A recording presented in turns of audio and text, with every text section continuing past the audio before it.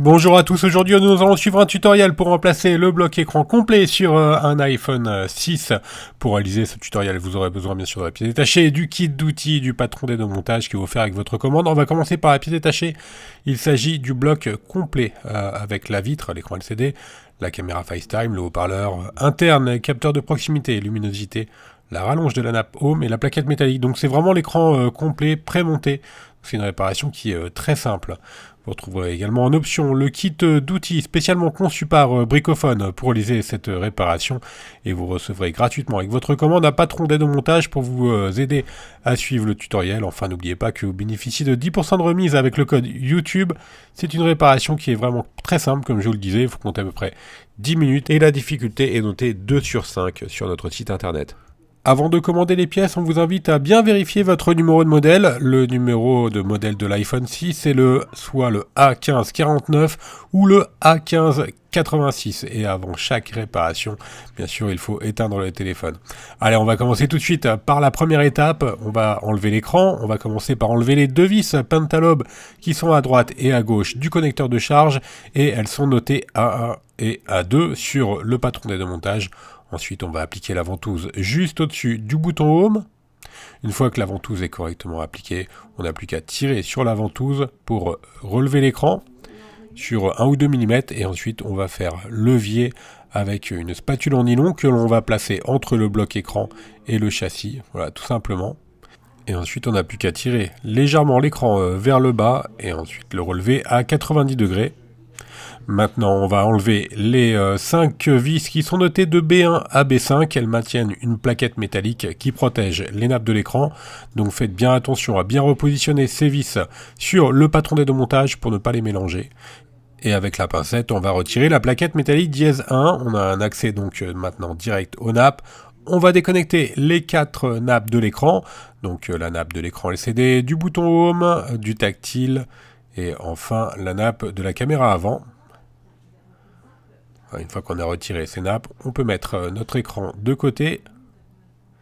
Et on va s'intéresser à la partie basse de l'écran dans la deuxième étape. On va récupérer la nappe et le bouton Home d'origine en enlevant les deux vis cruciformes notées D1 et D2. Ensuite, on va retirer la petite plaquette métallique notée dièse 2. On va ensuite déconnecter la nappe du bouton Home à l'aide du levier. Et ensuite, on n'a plus qu'à décoller délicatement la nappe du bouton Home avec le levier en nylon. Je fais un petit aparté sur la nappe du bouton Home. On est obligé de la récupérer tout simplement, notre nappe d'origine. Car si vous changez la nappe du bouton Home, vous allez perdre la fonction Touch ID sur votre téléphone. Donc la fonction Touch ID, c'est l'empreinte digitale. Maintenant, on n'a plus qu'à passer à l'étape 3. Au remontage, on va prendre notre nouvel écran et on va remettre notre nappe Home d'origine. Donc la nappe qui gère la fonction Touch ID. On repositionne la nappe et ensuite on n'a plus qu'à reclipser le connecteur et on va remettre ensuite la plaquette qui maintient le bouton Home et qui est notée dièse 2 sur le patron des deux montages. Et cette plaquette elle est fixée avec les vis notées D1 et D2. On va reprendre notre écran. On va vérifier la pression du bouton Home. On va vérifier en fait le petit clip. Et maintenant, on n'a plus qu'à enlever les protections qui sont sur l'écran. On va repositionner ensuite notre écran en reconnectant les nappes sur la carte mère.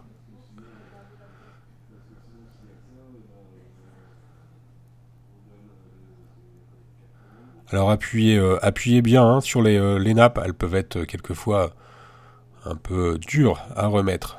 Donc il faut bien entendre le petit clips quand vous remettez les nappes. Voilà, on remet donc les 4 nappes de l'écran. Vous avez vu, c'est une réparation qui est très simple à réaliser avec un écran complet. Enfin la dernière, c'est la nappe de la caméra avant.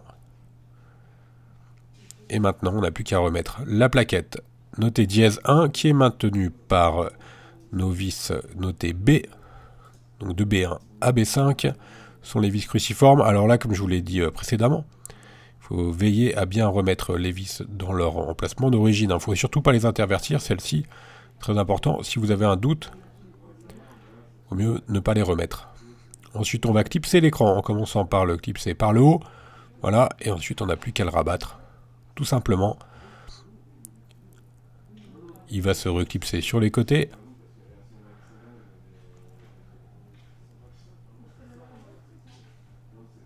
On fait pression sur les côtés pour bien le reclipser. Et on n'a plus qu'à remettre nos deux dernières vis, les vis Pentalobe, qui sont notées A1 et A2 sur le patron de montage.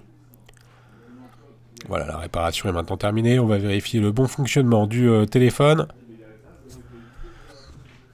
Tout est OK. On va faire un petit récapitulatif des différents outils que l'on a utilisés durant ce tutoriel. Et on va commencer bien sûr par la pièce détachée. Il s'agit du bloc écran complet, donc préassemblé avec toutes les nappes pour l'iPhone 6. Également le kit d'outils et le patron des deux montages. Donc le patron des deux montages, il est offert avec votre commande. N'oubliez pas que vous bénéficiez de 10% de remise avec le code YouTube sur tout notre site internet. Nous restons joignables pour toute question par mail, par chat ou encore par téléphone. Merci à tous d'avoir suivi ce tutoriel. À bientôt pour de nouvelles vidéos.